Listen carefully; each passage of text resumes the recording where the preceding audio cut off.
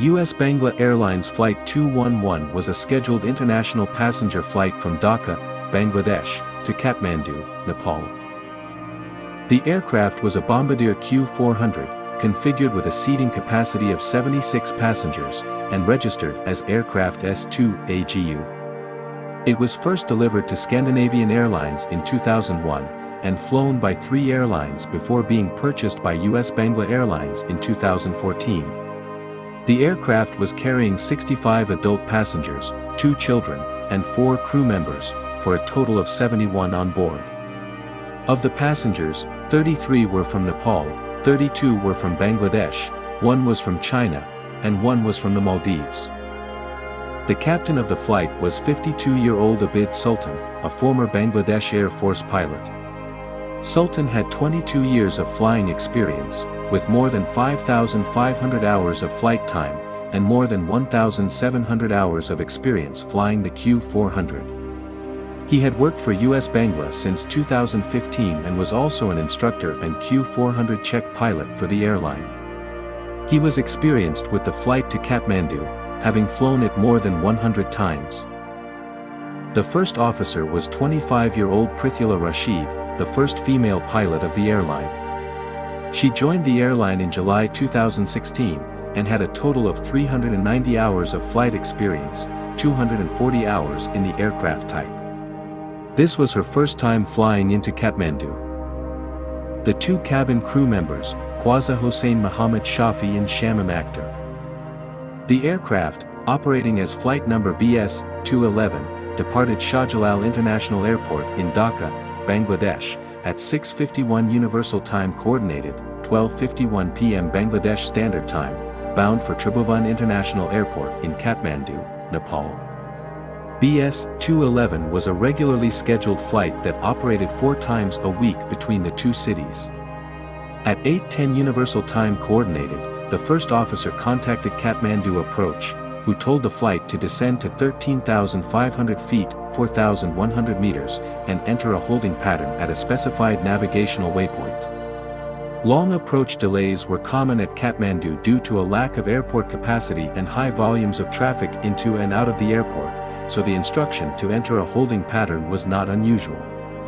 Since they were slightly ahead of schedule, the pilots expected the delay to last several minutes, so they discussed the navigational elements of the holding pattern and configured the flight management system in preparation. However, before the aircraft had arrived at the holding point, the approach controller instead cleared the flight to descend and proceed directly to the approach for runway 02. The pilots did not reconfigure the flight management system for the approach, so when the aircraft arrived at the next waypoint, the autopilot began a left-hand turn of the aircraft as it had been configured for the holding pattern. The pilot realized that the plane was turning away from the intended course, and quickly changed the aircraft heading selector to a course that would intercept the correct approach, and manually selected a rate of descent. Those manual inputs disengaged the flight management system that automatically controlled the course and the rate of descent. The crew performed the landing checklist, with the pilot erroneously stating that the landing gear was down and locked. Because the flight management system was disengaged, the pilots had to manually adjust the aircraft's rate of descent, and failed to select a rate that kept the aircraft at its intended altitude throughout the planned descent. The first officer repeatedly called out that they were 500 to 600 feet, 150 to 180 m, too high on their approach altitude. Meanwhile, a gear unsafe alert tone sounded continuously in the cockpit, unacknowledged by the pilots.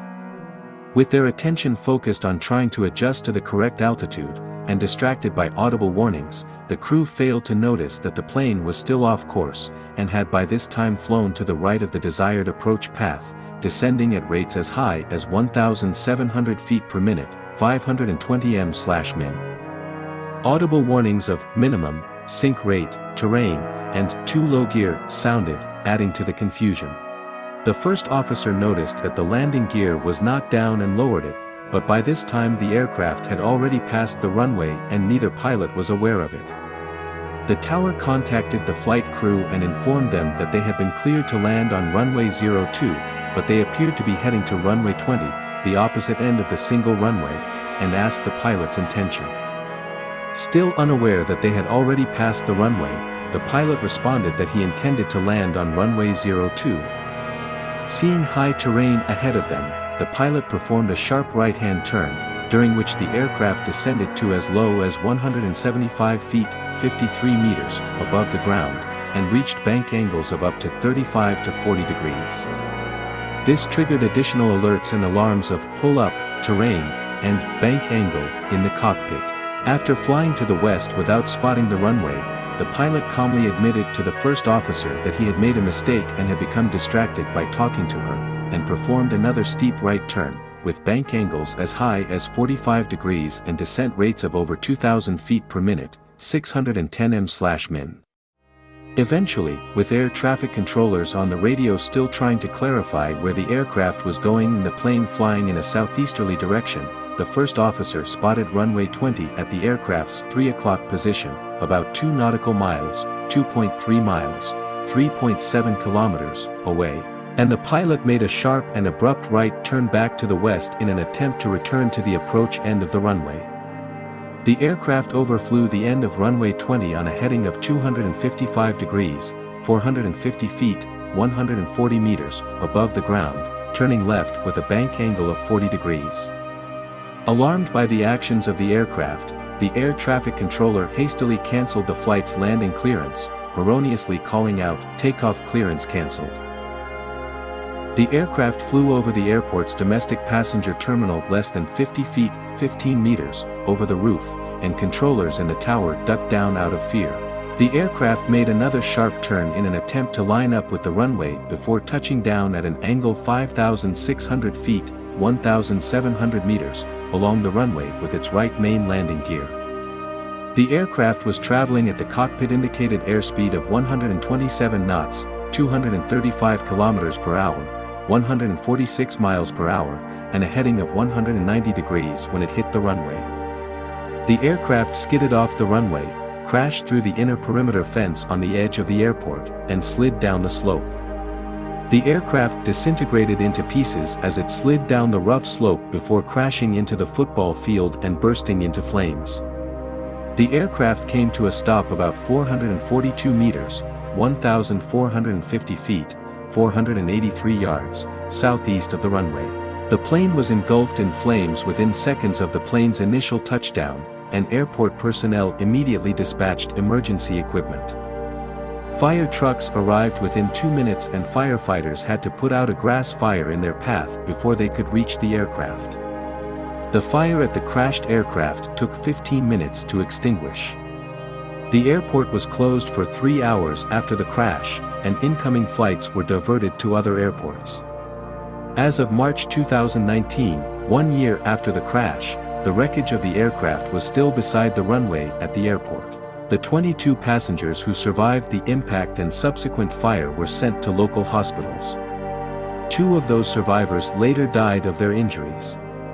Survivability was the highest on the right side or near the front of the aircraft, as passengers on the left side were most likely directly killed by impact forces, but the rapidly spreading fire after the crash limited options for escape for the passengers who survived the initial impact.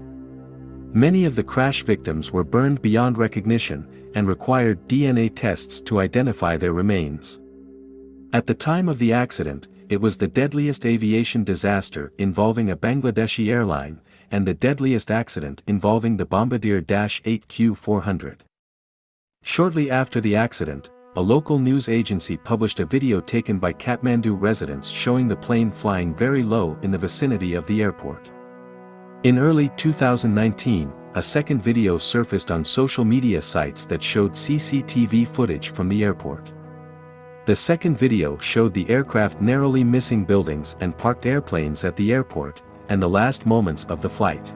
The sole Bangladeshi representative on the investigative panel was publicly critical of the final report, saying that it left out the fact that air traffic controllers at the airport did not execute their duties properly. He said that the controllers could have provided navigational assistance to the pilots once it became apparent that they were disoriented, but they did not. He said that if the controllers had done so, the accident could have been averted.